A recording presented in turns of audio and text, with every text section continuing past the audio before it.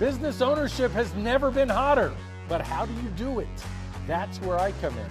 Allow me to guide you on your journey. Welcome to Ion Franchise. Hello, everyone, and welcome back to another fabulous episode of Ion Franchising. And this is Lance Gralick, your host, but you already know that.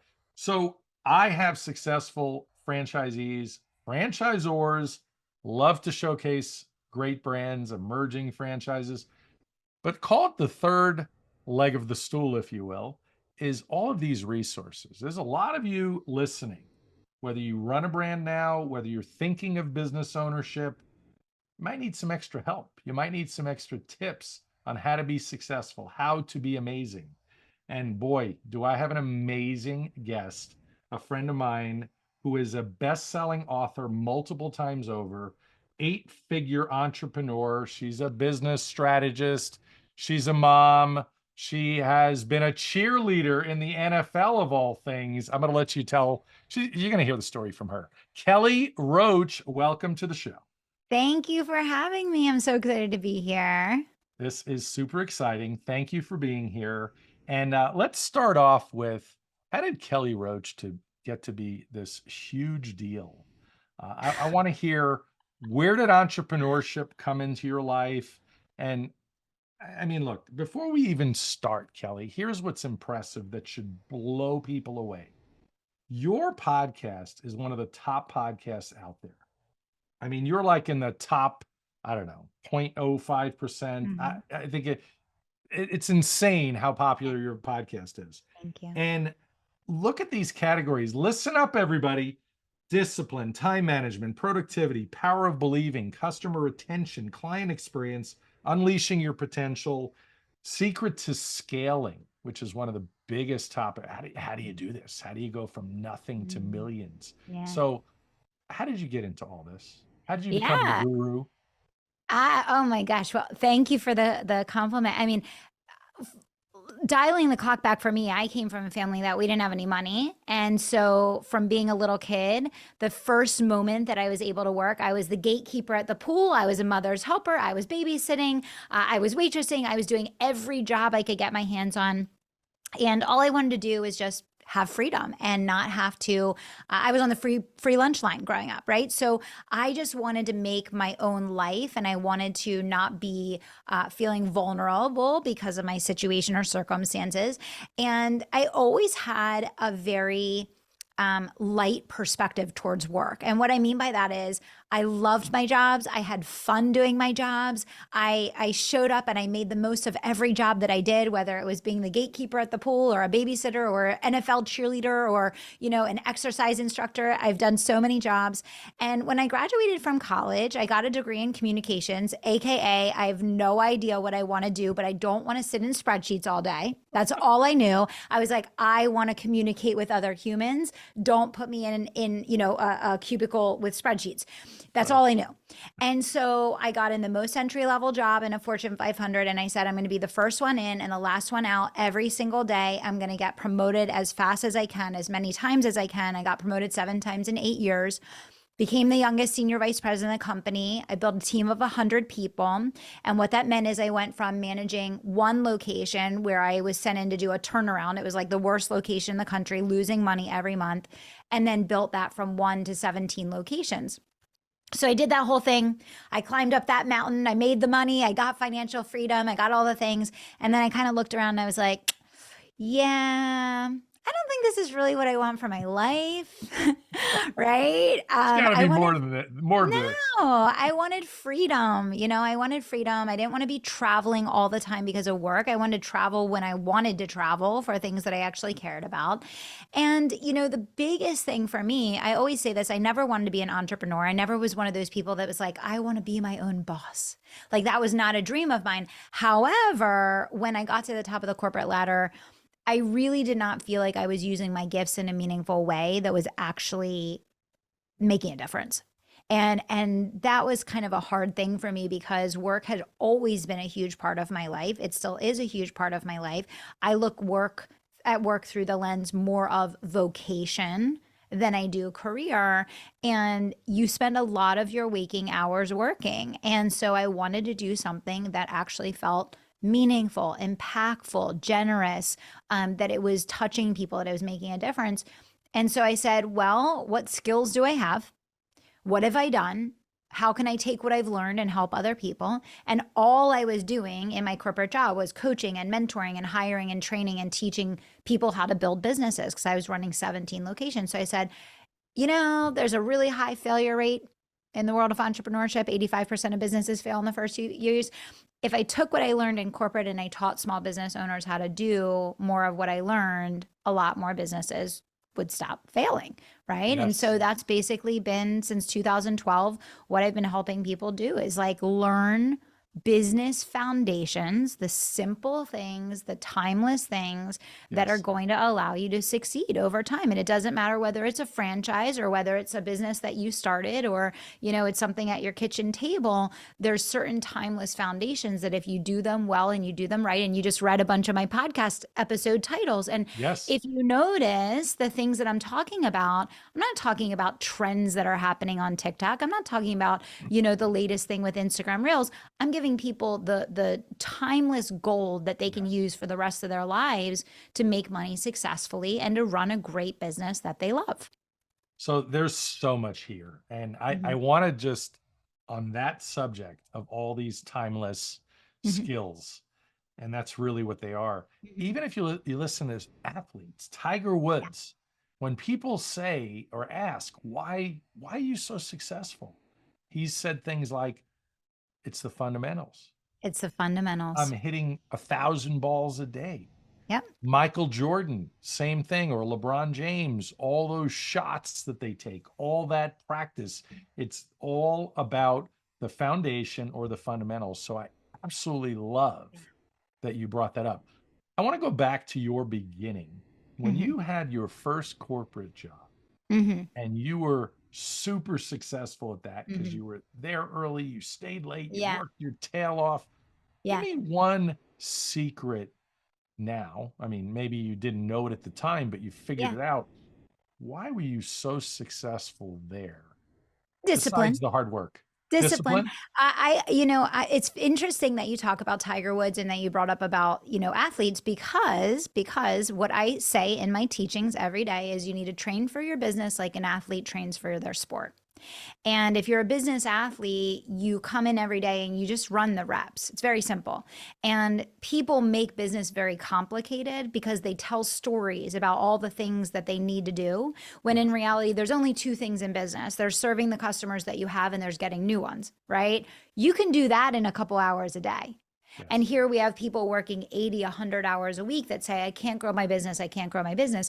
No, it's not that you can't grow your business. It's that you're focusing on the noise and all the things that you could be doing because you're avoiding doing the thing that you need to be doing, when there's really only two things. There's serving the people that are already paying you and over delivering on your promise, and then getting new ones, right? And Love it. so I think that's the thing is I think that it's very, very hard as business leaders, and I think franchisees and franchisors have a little bit of an advantage because they're in a built-in community with mentorship and success and processes established.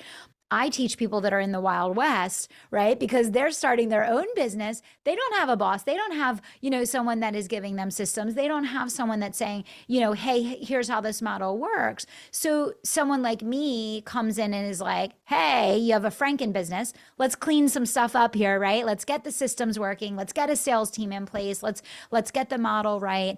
But that's kind of the advantage of, what you're teaching here with Yeah. the opportunity in franchising, right? Is those business Yes. fundamentals. Yeah, and look, this is why that the average great franchise brand that I represent, that I show people on a regular Yeah. basis, they have all the systems in place. It's Yeah. not just any painting brand. It's a hot franchise that's successful, that's proven, that has an in-house call center or appointment center Mhm. that's handling things and Yeah. systems are in place and purchasing and Yeah. all these different things.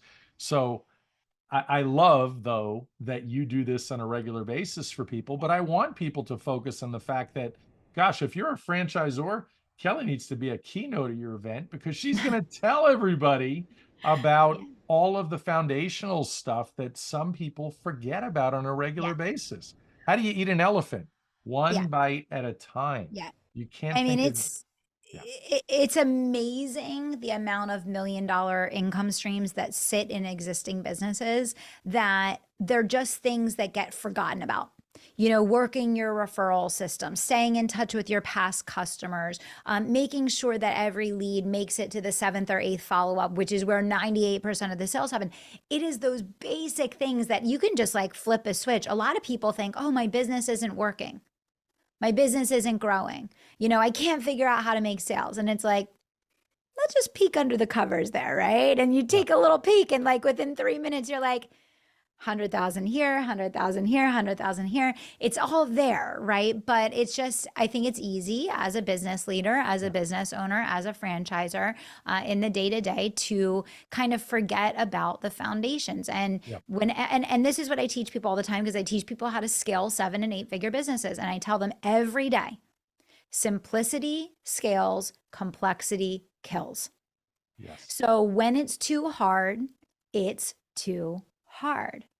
And when you need to kind of get a bigger result faster, you have to go back to the basics. And a lot of people have the exact opposite mentality. And it's what I was mentioning earlier.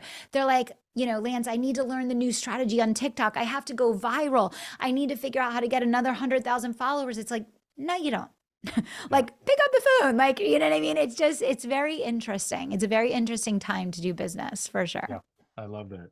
So, working with all these entrepreneurs, what does it really take to be an entrepreneur? If you're going to rank the three most important aspects, or more for that matter, what does it take when you look and you Yeah. diagnose or you look Yeah. at the most successful people that you know? Oh, it's because they had this, this, and this.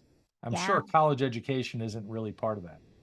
No, no. In fact, I'm trying to entice my 9-year-old to start a business instead of going to college. Right now, we're in those conversations. We're in those negotiations as we speak. So, what does it take, right? I think number one, a great relationship with failure. And, I think this is what I tell people every day is that business leaders are paid large sums of money to solve problems. And most of the time, people, when problems arise in business, they assign emotion to the problem instead of saying, this is what I get paid to do. I get paid to solve problems. And so, changing your relationship with failure and really understanding that failure is just giving you the set of data and information that you need to do little micro course corrections to get a bigger and better result. And if you're the kind of person that spirals out and gets really like emotionally taken down every time failure happens or a setback happens or whatever the case, it's impossible to get traction. And it's not only is it impossible for you, but you can't create the stability that a team needs to follow your leadership and have a culture of high performance that's going to create repeatable results. So I think the Yes. first thing is your relationship with failure is everything. I think the second thing is just tenacity, right? It's never the most talented people. It's never the people with the trust fund. It's never the people with the most money. It's never the people that have the most natural talent. It is the people that have grit, they have tenacity, they have a big why behind them. They're going to persevere through challenges. It's a no matter what for them. And if it's not a no matter what for you, chances are it's not going to happen, right? Yes. Yes. And the third one I think is faith, right? It's self-trust, it's faith, it's believing that the why of what you're doing matters and that there's a plan and a purpose and a path for you and that you're on that path and that Yeah. ultimately you'll get to where you're meant to go, right? And I think that there is like a bigger relationship there energetically. Yeah. That's awesome. Great, great stuff. Yeah. I work with a lot of first time Hmm. entrepreneurs that choose a franchise over going into that wild, wild west, Yeah. which is even the most scary for a lot of Yeah. people, unless you had an Yeah. original idea and the appropriate Yeah. resources. Yeah. And, you mentioned self trust Hmm. in the first stage for somebody to really Hmm. get out of whatever they're doing. There's typically a certain level of pain. Yeah. They feel like they've hit the ceiling, like you Yeah. described, or on money, Yeah. the money freedom, but then also the time freedom. They Yeah. don't write their own schedule. Yeah. But there are people that still can't get out of their own way. Mhm. There's a lot of people I do speak to that after that first phone call, Kelly, and this is where I really need your advice for those listening. They get off the phone with me and they're excited about the Yeah. opportunities. And then guess what happens? Their family, they tell their Yeah. friends, their family, their spouse, their closest circle of 100%. influence.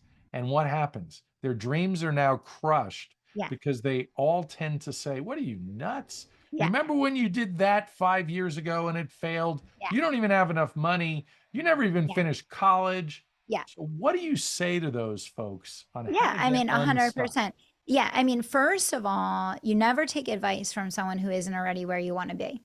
And the people that are where you want to be are going to tell you, bet on yourself. They're going to tell you, yes, you might have made an investment 2 years ago that failed. What are you going to never invest in yourself again? That's the stupidest thing you could ever imagine. You need to Yes. learn the lessons of this is what worked, this is what didn't work. Don't make the same mistake again, but you have to keep investing, right? And if you think that you're going to bet on someone else and they're going to do better for you than you betting on yourself, whether it's an investment in franchising, whether it's an investment in your business, whatever it is, no one's ever going to care more than you are. No one's ever going to advocate more for your success than you are, right? And you certainly shouldn't take the opinions of people that are not where you want to be. And the people who are where you want to be are going to be the people that are like, heck yeah, I lost money here, here, here, here, here, and I kept investing in myself. And now look where I am. Because guess what? Everybody like me and everybody like you, we all have those stories. I have Yes. those failed investment stories. I have people that I partnered with that were completely the wrong people.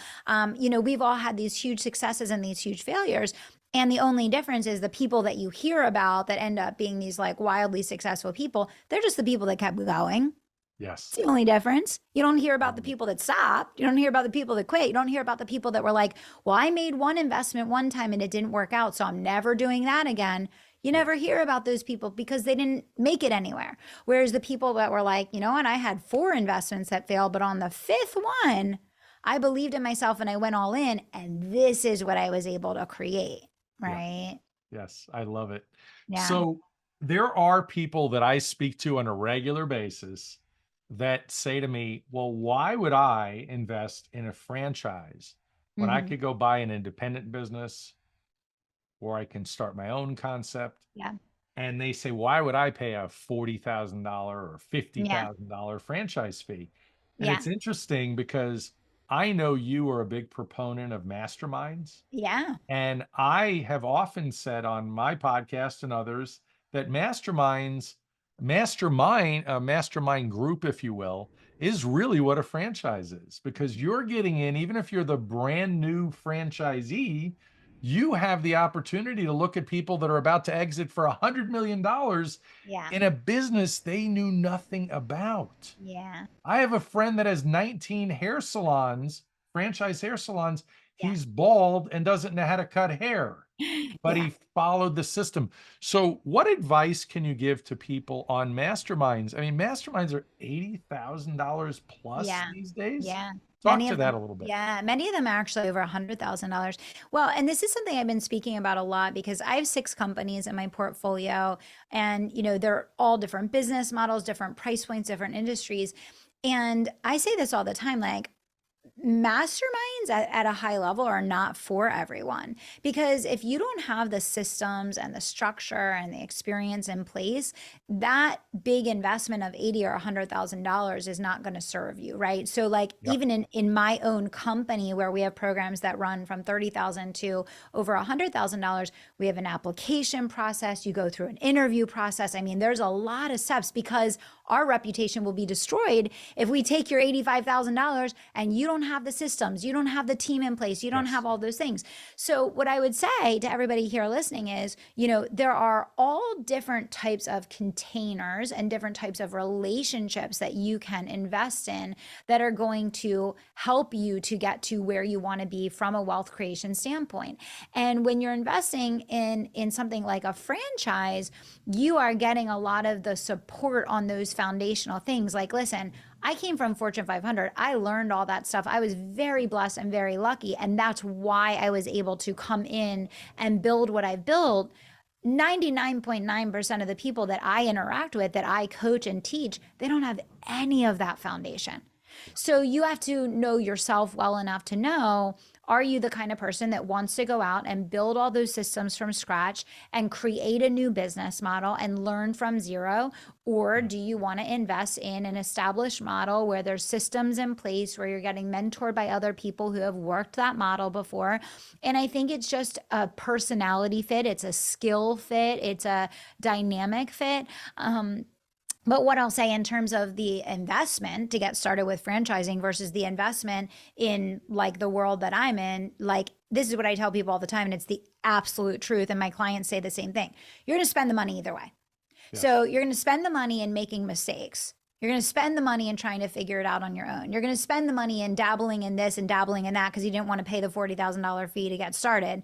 Yes. Or you're going to pay the $40,000 fee and then start working on getting a return on your investment. And that's the same thing I tell people when they come. I'm like, you don't need to work with me. You don't need to invest in coaching. You can go figure this out on your own. But 10 years and $1 million later, you could have saved yourself a lot of sweat and a lot of money investing in getting the fast track, right? And that's all that it is with any type of investment. I'm working with a personal trainer right now, right? I've spent thousands of dollars. Is it worth it? Heck yeah. I'm lifting at a level I would never lift at if I wasn't working with a trainer. I've made progress at a speed that I would never make. I would do it over and over and over again. When you pay to invest in someone that can give you the fast track, you're going to accelerate your progress. You're going to get a bigger ROI. And what you spend up front, you're going to get in returns on the back end. So you could apply that to any area of life. It's not just franchising or business coaching or a mastermind, right? Yes. I love Yeah. that comparison on fitness. I use it Yeah. often, Yeah. because it's a big visual for everybody, for sure. Absolutely. Absolutely. Yeah. So, So what's next for you? I mean, here we are in 2024 already. You have all these businesses. What's yes. next? Well, you know what? I'm really having fun building the teams in my companies. I have a few of my companies that are fully self-led. I have a few companies that are pretty new, that are only like a year or 2 years old. So I love building championship teams. So that's my thing. No surprise that I was an NFL cheerleader. Like I love that dynamic of a group coming together to perform and execute and lead the market in different ways. So I'm kind of, people are like, "What are you doing now? What are you doing now?" I'm like, "I got 6 companies. I'm going to be sitting right where I'm sitting for a little bit here." But I'm loving it, and it's really just about investing in people, because if you build the systems and then you build the people to lead the systems, the people are going to build great companies for you, Yeah. right? And so I'm kind of on that journey of just allowing that to come full circle over the next few years. Love it. I want to talk about people a little bit. Hmm. We've talked about people. You've mentioned Yeah, people. Nobody builds an empire by yeah, themselves, last I for checked, sure, right? for sure. A lot of people today are scared to death Yeah, about having employees and managing employees, especially the first timers. yeah. What is your advice when you look at the commonalities of the most successful people that you've personally helped over the years and your team has helped? What do you see from those that, how does somebody grasp the people side of things, the building a culture side of things, and other people just don't get it? Yeah. Well, I think first of all, you have to recognize that the performance of your team is about 85% dependent on the leadership that they receive. And I know everyone hates to hear that. I am always like the Grim Reaper coming in with the bad news. They're like, what? Like, so what does that mean? It means that we have so much more power and control than we realize, right? And so it comes back again to great culture, systems, processes, setting people up for success. So if you want high performers in your organization to build your company for you, which is what we all want, so we can have freedom, you have to be investing in your people. You have to be investing in your culture. You have to understand that if you want to be less present in the business, you might need to first be more present in the business so that you can establish that foundation the right way and get things functioning correctly. Yes. And learn how to be a great manager, learn how to be a great leader.